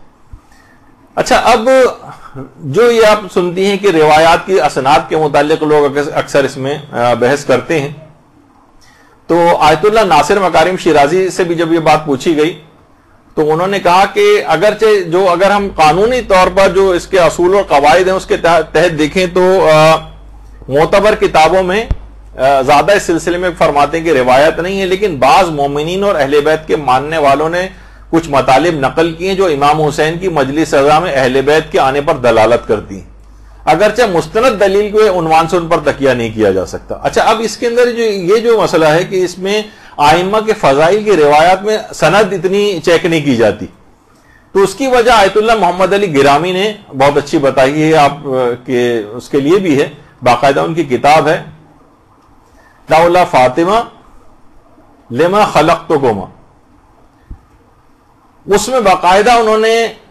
نقل کیا ہے کہ اس طرح کے جو معجزات ہیں، دیکھیے بہت اہم بات ہے، معجزات کی روایات کے متعلق انہوں نے فرمایا اس جیسی روایات کو جو معصومین کے بارے میں خاص مقامات سے متعلق ہے، ان روایات میں راوی کا مجہول ہونا قدرتی بات ہے، یعنی راوی کے حالات پتہ نہیں ہے زیادہ تر فضائل کی روایتوں میں۔ اس کی وجہ بتائیے، کیونکہ اماموں کے زمانے میں فقہی احکام کے راویوں کو آمد و رفت اور سماجی کاموں میں کوئی مشکل پیش نہیں آتی تھی، لیکن اعتقادی مسائل بیان کرنے والے راویوں کو تقیہ کی شرائط کی وجہ سے گوشہ نشینی کے حالات گزارنا پڑتے تھے، اور وہ سماجی روابط سے الگ تھلگ رہتے تھے، وہ روزانہ کی بحثوں میں بھی زیادہ حصہ نہیں لیتے تھے، اور اس لیے ان کی عدالت اور وثاقت کے بارے میں بحث واقع نہیں ہوتی تھی۔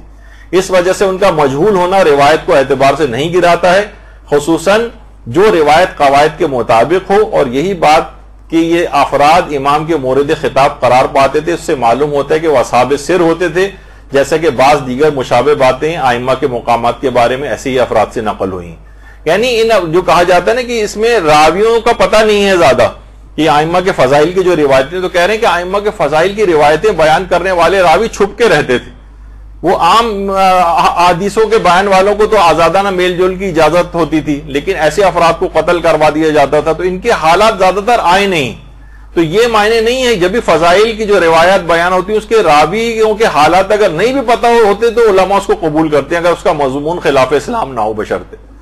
تو اکثر افراد جو ہاتھوں میں رجال وغیرہ کی جو وہ لے کے پھر رہے ہیں، فوراً دیکھتے ہیں راوی، ارے راوی تو مجہول ہے، تو لہٰذا فوراً روایت کو ریجیکٹ کر دیتے ہیں۔ یہ اصول نہیں ہے فضائل کی روایت کو ریجیکٹ کرنے کا، کیونکہ ان مجبوری تھی اس زمانے میں ائمہ کے فضائل کی جو روایتیں نقل کرنے کے معنی ہے کہ اسے قتل کروا دیا جائے، تو ایسے افراد چھپ کر رہتے تھے، ان کے حالات لوگوں کو پتہ نہیں چلتے تھے، اس وجہ سے یہ باتیں ٹھیک طور پر نہیں پتہ چل پائیں۔ تو لہٰذا اس قسم کی روایتوں میں اگر ضعف بھی پایا جائے کسی مجتہد کا یا کوئی نظریہ بھی مل جائے، تب بھی یہ معنی نہیں کہ وہ اس روایتوں کو جھوٹا کہہ رہا ہے، بلکہ یہ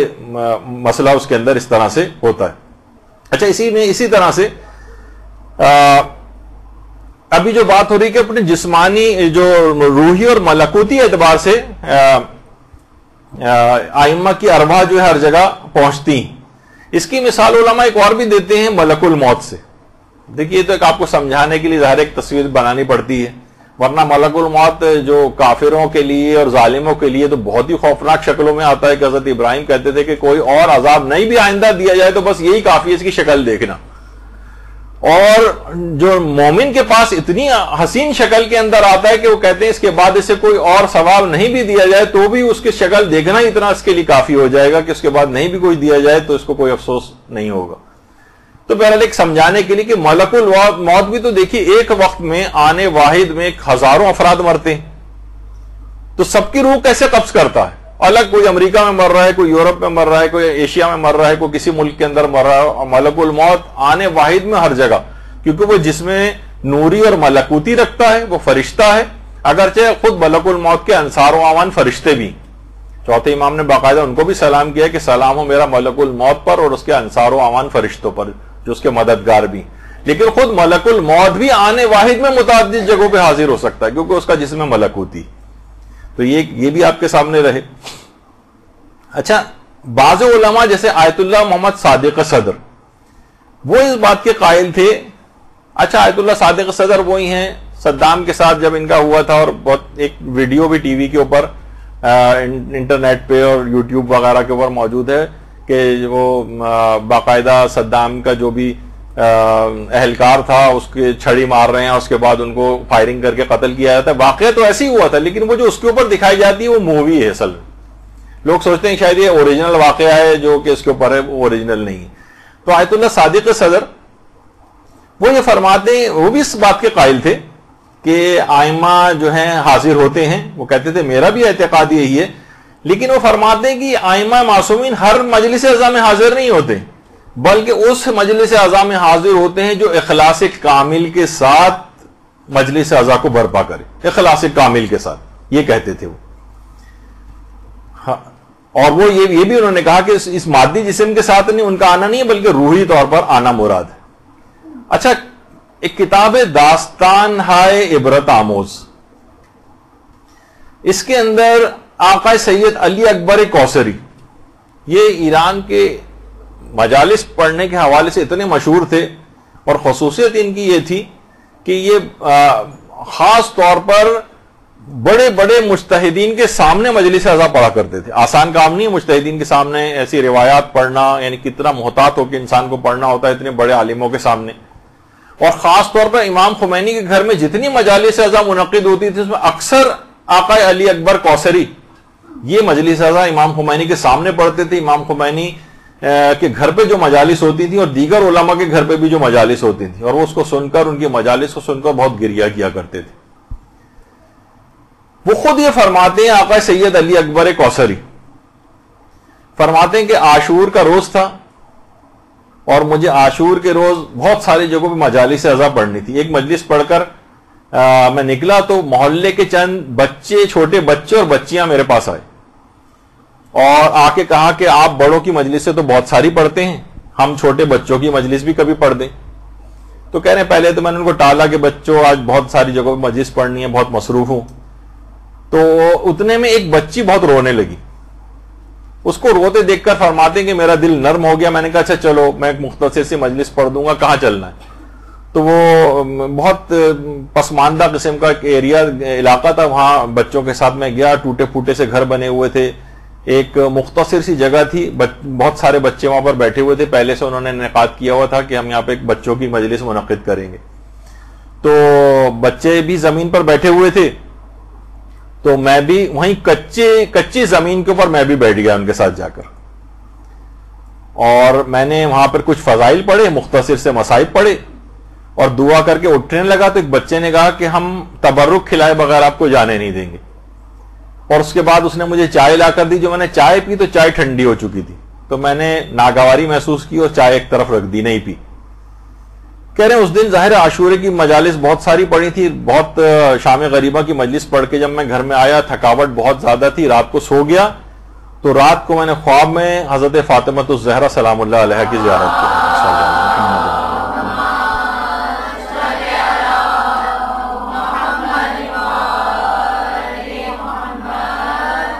اور فرمایا حضرت زہرا نے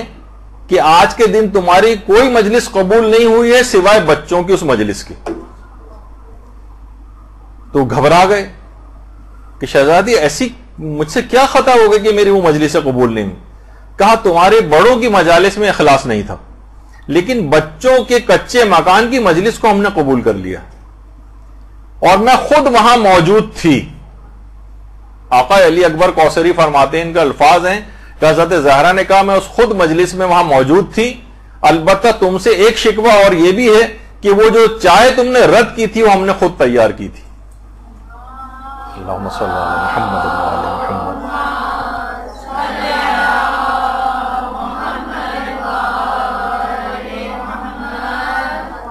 تو اس طرح کے نہ جانے کتنے رویائے صادقہ، کتنے مکاشفات علماء کے، مجتہدین کے اتنے تواتر کے ساتھ ہیں کہ آپ درسوں پہ درس رکھتی چلے جائیں، یعنی ختم نہیں ہوں گے، اتنے زیادہ وہ واقعات پائے جاتے ہیں. تو یہ جسم ملکوتی اور نورانی کے ساتھ ایک ہی وقت میں دنیا کے مختلف جگہوں پر ہر مجلس کے اندر حاضر ہو سکتے ہیں. اور اس کی مثال ایک علماء دیتے ہیں، اس طرح سورج جب طلوع ہوتا ہے تو دنیا کے کتنے ہی ممالک کے اندر اور بر اعظموں میں اس کی کرنیں ایک ساتھ پہنچ رہی ہوتی ہیں. یعنی سورج ایک ہی ہے لیکن ہر جگہ پر موجود ہے. اسی طریقے سے نورانی اور ملکوتی جسم کی بھی مثال ہے کہ آنے واحد میں متعدد جگہوں پہ حاضر ہو سکتا. اور باقاعدہ کچھ روایتیں ایسی ہیں جو کہ علماء بھی ظاہر ہے اگر یہ نظریہ کسی کا نہ ہو تو یہ روایتیں سمجھنا بہت مشکل. جیسے خود چھٹے امام ہمارے امام جعفر صادق علیہ السلام فرماتے ہیں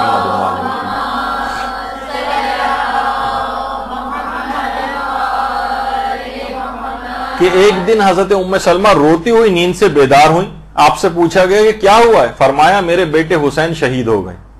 میں نے خواب میں رسول خدا کی رحلت کے بعد سے ان کو ابھی تک نہیں دیکھا ہے، لیکن آج رات میں نے ان کو خواب میں دیکھا ہے. تو میں نے ان سے پوچھا کہ کیا ہوا ہے؟ تو رسول اکرم کو میں نے دیکھا کہ ان کا چہرہ مرجھایا ہوا اور وہ پریشان. تو رسول اللہ نے فرمایا میں نے گزشتہ رات صبح تک حسین اور ان کے اصحاب کے لیے قبریں کھودی. اعمالی شیخ صدوق صفحہ 202 کے اوپر یہ روایت موجود. پیغمبر فرماتے ہیں میں نے گزشتہ رات صبح تک امام حسین کے اصحاب کے لیے قبریں کھودی ہیں. اچھا بہت سی چیزیں باقاعدہ انسان کو سمجھ میں نہیں آتی، لیکن اسی بات کو آیت اللہ شیخ علی القرانی، ان کے کتنے ٹی وی پروگرامز ابھی بھی آتے ہیں، عرب چینلز وغیرہ اگر آپ دیکھیں،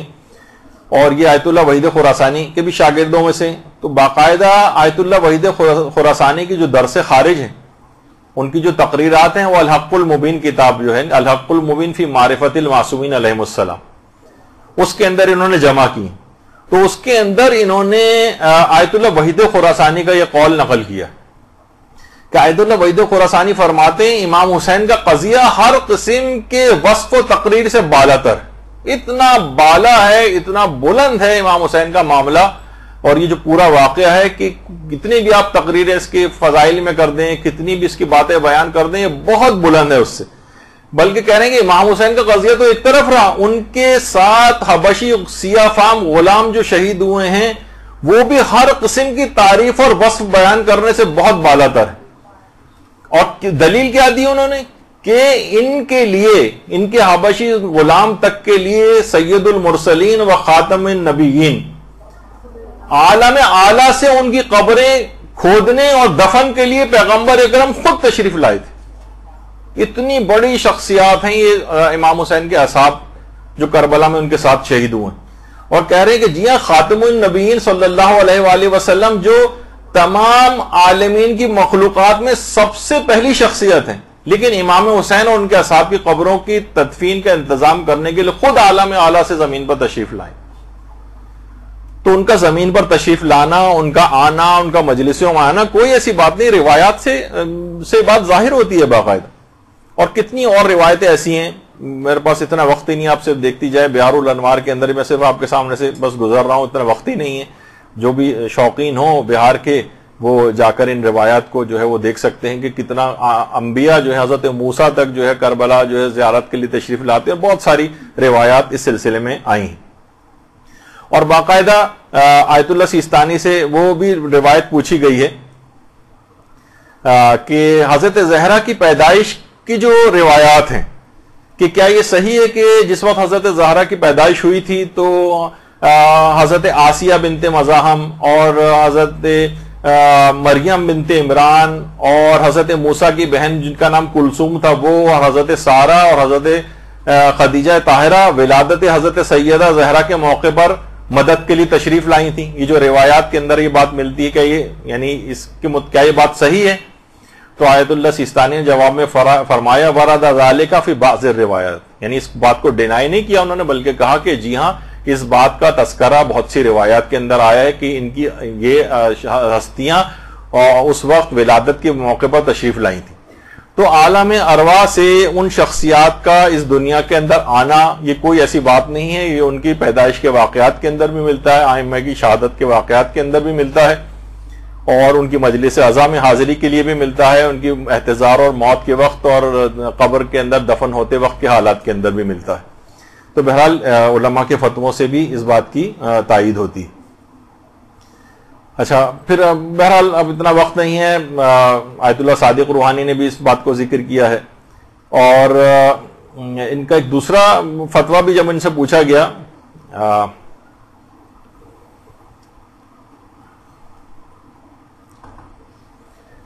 اچھا اب ایک چیز اور بھی ہے کہ اگر کوئی خطیب 100% اس بات کو یقینی طور پر بتائے، جیسے کہ اکثر جگہوں میں نے سنا ہے کہ اعلان ہونے لگتا ہے اب سب لوگ خاموش ہو جاؤ، حضرت زہرا آ گئی ہیں اور امام حسین تشریف لے آئے ہیں اور امیر المومنین آ گئے ہیں اور رسول اللہ آ گئے ہیں، اس طرح کے اعلانات ہونے لگتے ہیں۔ تو مجتہدین سے یہ بات باقاعدہ استفتاء کے اندر بھی پوچھی گئی کہ بہت سے روزہ خوان اس طرح سے آ کر کہنے لگتے ہیں، تو علماء نے بہت سارے مجتہدین سے پوچھا گیا، تو آیت اللہ فاضل لنکرانی نے کہا کہ نہیں، یہ بات صحیح نہیں ہے، اس طرح سے نہیں کہنا چاہیے ان کو، اور آیت اللہ سیستانی نے بھی فرمایا کہ چونین کلماتی اعتبار نہ دارد، ان کے اس طرح کے جملے کہنے کا کوئی اعتبار نہیں۔ اچھا، آیت اللہ صافی گل پائیگانی نے کہا کہ اگر اظہار امیدواری کے طور پر ایسا کہہ رہے ہوں تو صحیح ہے، ورنہ صحیح نہیں۔ اور آیت اللہ بہجت نے بھی کہا کہ غالباً ان کی مراد یہ ہوتی ہوگی کہ مجلس اعظم میں تشریف لائے ہوں گے۔ بہرحال 100% ہی کوئی یقین سے نہیں کہہ سکتا نا، اور یہ جملے نہیں کہنے چاہیے کہ آ گئے ہیں، یہ آپ نے کیسے کہہ دیا، یعنی یہ کوئی شخص اس طرح سے نہیں بتا سکتا، امکان ظاہر ہو سکتا ہے، اور جیسے کہ روایت میں ہے کہ وہ آئے ہوں گے اس طرح کی بات کہی جا سکتی ہے، لیکن آ گئے ہیں تاکہ ان کی مجلس میں زیادہ لوگوں کو بہرحال ایک جھوٹ بول کر یا جس بات کا آپ کو علم نہیں اس کا اظہار کر کے تو نہیں کہی جا سکتی، تو ایسی چیزوں کو ڈینائی کیا جائے گا، لیکن اس بات کا امکان موجود ہے کہ وہ ان مجالس رضا کے اندر تشریف لائی ہوں گی۔ اچھا، اب ایک بات اور اس کے اندر کہہ دی جائے،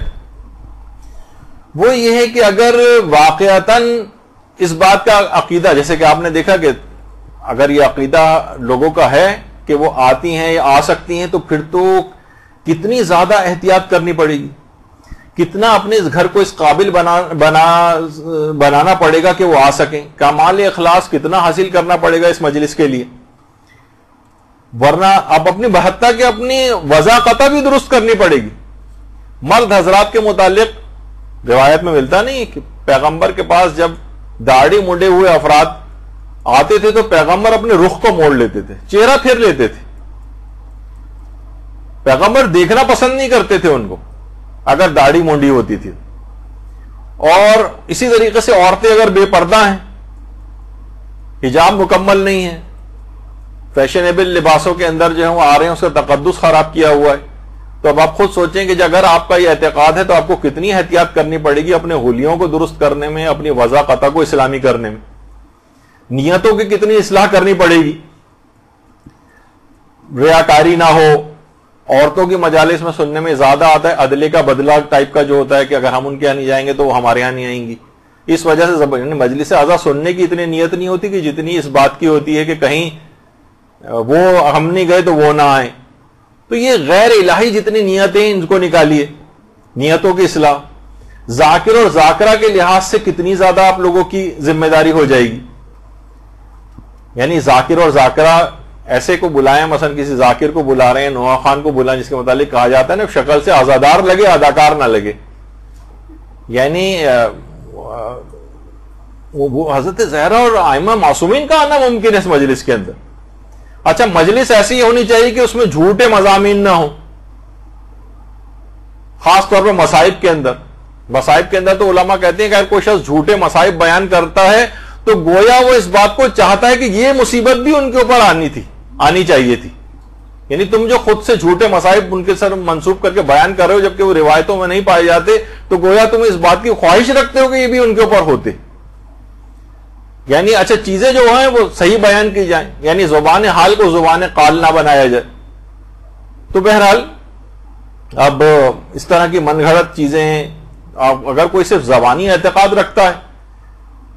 یہ سب چیزیں پورا نہیں کر رہا، تو اس کا مطلب ہے کہ وہ زبانی صرف اس نے عقیدہ رکھا ہوا، اصلاً اس کا عقیدہ نہیں ہے کہ امام وغیرہ اس مجلس کے اندر آتی۔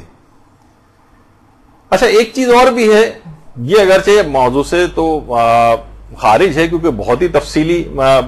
پہلو ہیں اس بات کے اندر کہ کیا معصومین حاضر و ناظر ہیں۔ دو اوقات لوگ اللہ سے ان کا کمپیریزن کرنے لگتے ہیں، جس طرح اللہ حاضر و ناظر ہر جگہ پر ہے، تو دیکھیں حاضر و ناظر کی جو بحث ہے نا، یہ ملا دی جاتی ہے آپس میں، یہ دو الگ الگ بحثیں۔ حاضر ہونا ہر جگہ، آنے واحد میں ہر وقت ائمہ ہر جگہ حاضر ہیں، اللہ کی طرح سے ایسا نہیں۔ ہاں، وہ البتہ جب چاہیں ناظر ہو سکتے ہیں، مثلا ادنا سی توجہ نفس کریں گے انہیں فوراً اللہ اس چیز کا علم عطا فرما دیتا ہے۔ اور یہ مختلف روایات کے اندر آیت اللہ ناصر مکارم شیرازی سے بھی پوچھا گیا یہ بات، تو انہوں نے کہا اگر وہ کسی چیز سے جب بھی مطلع ہونا چاہتے ہیں خدا کے حکم سے فوراً مطلع ہو جاتے ہیں، تو وہ کوئی مسئلہ نہیں، یعنی فوراً وہ اچھا ناظر ہونا تو آپ بھی کتنی چیزوں پر ناظر ہو، ایک وقت میں اگر 10 ٹی وی مختلف ممالک کے چینل بدل کے آپ کتنی جگہوں پہ ایک ہی وقت میں ناظر ہو جاتی ہیں، ہر جگہ آپ دیکھ لیتی ہیں۔ کمپیوٹر جو ہے لاکھوں کروڑوں ویب سائٹس میں ڈھونڈ کے چیزیں نکال کے آپ کے سامنے دیکھ کر سرچ کرتا ہے، فوراً نکال کے دے دیتا ہے، تو مشینوں کے اندر بھی ہونے لگا۔ البتہ ہر جگہ خدا کی طرح سے حاضر ہونا یہ نہیں ہے ائمہ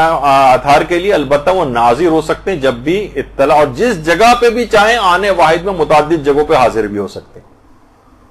تو اللہ سے کوئی کمپیریزن نہیں کرنا چاہیے، وہ مخلوق ہی ہیں، اللہ خالق ہی ہے، ان دونوں کو آپس میں ملانا نہیں چاہیے۔ اچھا، اور بہت سی چیزیں ملتی بھی ہیں، قرآن کی آیات بھی ہیں اس سلسلے میں کہ تم لوگ عمل کرو فَسَيَرَى اللَّهُ عَمَلَكُمْ، اللہ تمہارے اعمال کو دیکھے گا، وَرَسُولُهُ، اور رسول اعمال کو دیکھیں گے، وَالْمُؤْمِنُونَ، اور مومنین تمہارے اعمال کو دیکھیں گے۔ اس کا مطلب کچھ مومنین ایسے ہیں کہ تم جو اعمال کرو گے وہ اس کے اوپر ناظر ہیں اور دیکھتے ہیں۔ جب یہ آیت اللہ بہجت کہتے تھے ابھی تمہارا جملہ منہ سے نکلتا بھی نہیں ہے کہ وہ امام زمانہ تک پہنچ جاتا ہے۔